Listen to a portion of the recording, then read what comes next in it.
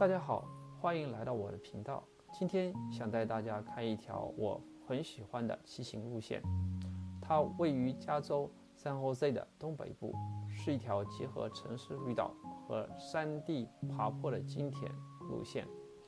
这条路线从 Peninsula Creek Park 出发，全程大约 7.6 英里，也就是12公里左右。正常骑行大概需要50分钟。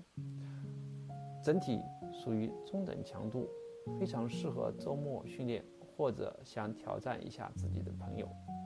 一开始的路段非常舒服，从公园出来后是平缓的绿道骑行，穿过社区和自然走廊。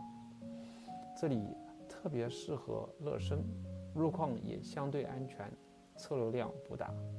如果你是刚开始骑行，这一段会让你建立信心。不过，当你继续向东骑行，进入山区之后，真正的挑战就来了。这条路累计爬行大约600多英尺，坡度不是特别陡，但属于持续爬坡型，那种让你慢慢感觉到腿部发热、呼吸加重的坡。如果你是做有氧训练，这一段非常理想。如果是一次骑，记得控制节奏，不要一开始就冲太猛。中程的一个小地标是可以看到弯曲全貌的打卡点，到达这里基本就完成了最核心的爬坡部分。站在这里，你能看到最开阔的山景，也有一种我真的骑上来的成就感。接下来就是我最喜欢的部分，回程。返程以下坡为主，速度感会明显提升。风从耳边吹过，刚才爬坡的辛苦在这一刻变得特别值得。当然也提醒大家一点，要控制车速，注意弯道和路面情况。需要提醒的是，最近公园正在维护，所以有段路是单行道。整体来说，这是一条非常平衡的路程，它不算太难，但足够有挑战。接下来聊聊加州湾区这周要闻。马年大吉于旧金山新气象。大家有没有发现，今年的春节似乎来得稍晚了一些？没错，因为农历历法的缘故，就在这周二，2月17日，我们才正式迎来了2026年马年的大年初一。虽然受瞩目的旧金山农历新年大游行要等3月7日才隆重登场，但旧金山的街头早已万马奔腾。事件一：马年雕塑展与花卉盛会。由旧金山中华总商会策划的马年雕塑展已经正式上线了。一系列设计精美、脑洞大开的马年主题雕塑已空降到旧金山各大公园、广场和地标建筑。与此同时，唐人街的花卉市场更是人山人海，120多个摊位摆满了水仙、雏菊和年花。在传统文化中，盛开的鲜花预示着来年的繁荣，而鲜艳的橘子则象征着财富与好运。这份喜庆的开端给了我们开启新一年的动力。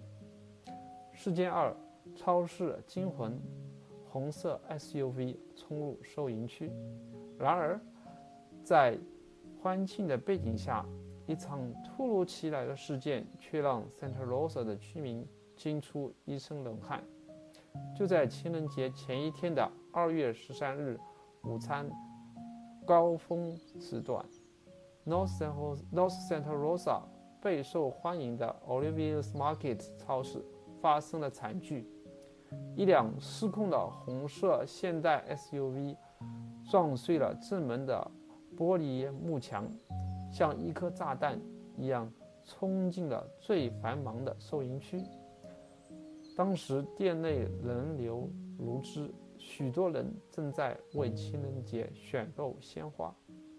车子裹夹着破碎的玻璃和金属片横冲直撞，导致6人受伤，其中1人一度被困在车底。消防员不得不动用气囊顶起车身才将其救出。目前警方已经排查，这可能是一起医疗紧急情况或将油门当刹车引发的意外。肇事的女司机正配合调查。这起事件再次提醒我们，公共安全离不开每一个人的警惕。事件3 2026年，加州房市是普通人的转机吗？聊完安全，我们来看看大家关心的住房问题。长期以来，加州房价比全美中位数高出近2倍，但2026年或许会带来改变。根据最新数据，到2026年底，加州住房负担能力已小有攀升，这是自2022年以来的最高水平。改善的核心原因在于有效利率的连续下降。专家预测，2026年将是一个转折点，随着抵押贷款利率有望回落到6%左右，加上多年来工资增长首次可能超过房价增长，购房者的压力将有所缓解。虽然春季购房可能会因为库存紧张或导致房价反弹，但对于刚需族来说，这无疑是近年来少见的正面信号。事件4，克鲁斯海浪大饮酒。在加州，勇气往往体现在邻里间的互相帮助。上周末，巨浪席卷加州海岸，在 Santa Cruz 著名的冲浪点 Steamer Lane， 一艘载有一家6口的渔船被巨浪像玩具一样抛起并打翻。由于父母并未穿救生服，全家人瞬间陷入生命危险。紧急时刻，前巨浪冲浪冠军 Dario Velasco 和大约10名冲浪者展现了非凡的英雄主义。他们迅速滑向落水者，并将惊慌失措的父母拉上冲浪板，并协助救援了4个孩子。在冲浪者与巡防人员的共同努力下，这家人最终全部获救。这种在风浪中挺身而出的精神，正是湾区最动人的底色。事件5，深度揭秘西部爱斯坦的虚伪假面具。最后，我们要聊一个震惊旧金山社交圈的沉重话题，这是一个关于光鲜亮丽背后的性剥削、欺诈和控制的故事。在旧金山的顶级社交圈， Michael Gerard 曾是一个响亮的名字。他住在金融区22层的豪华公寓，拥有8个俯眺海湾大桥的阳台，频繁出入各种私人会所俱乐部。在他的合影里，甚至不乏政商名流。他自诩为勇士之王，营造出了一种极其精英的社交假象。然而，根据旧金山标准报的深度调查，这层金色的伪装下满是垢渍。调查显示，他有多方面的问题。第一，荣誉造假。他自称是受勋的退伍军人，但实际上他在2010年就被发现伪造了同心勋章和紫心勋章。第二，残酷剥削。多名女性指控他利用社会地位进行性侵和经济剥削。其中一名女性 Nelia 曾申请限制令，虽然过程艰辛且曾被法官驳回，但这成了揭开黑幕的转折点。第三，多名受害者指控，随着消息传出，更多受害者站了起来。旧金山警方的最新报告已将他列为涉及至少10名受害者的重罪嫌疑人。目前，他精心编制的社交网络正在崩塌，多个私人俱乐部已取消其会议。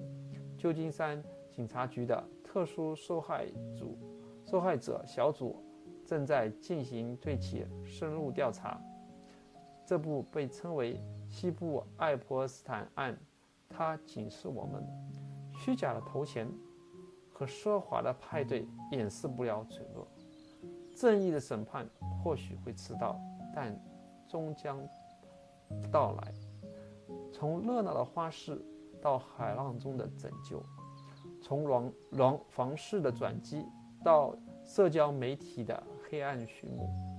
2026年马年的序幕让我们看到了弯曲的多样性，既有温暖的英雄主义，也有深藏的社会暗角。马年象征着速度与正义，无论生活给我们抛出了什么样的难题，只要我们像那些冲浪者一样勇敢，像那些受害女性一样敢于直面真相，我们就能在这个多变的时代守护住属于我们的光亮。下面来到互动环节，大家对2026年的房市怎么看？你对西部爱泼斯坦案有什么看法？欢迎在评论区留言讨论。如果你喜欢这种路线分享、骑行分析和事实报道，请点赞、阅读并开启小铃铛。我们下条路线见！祝大家马年大吉，万事如意！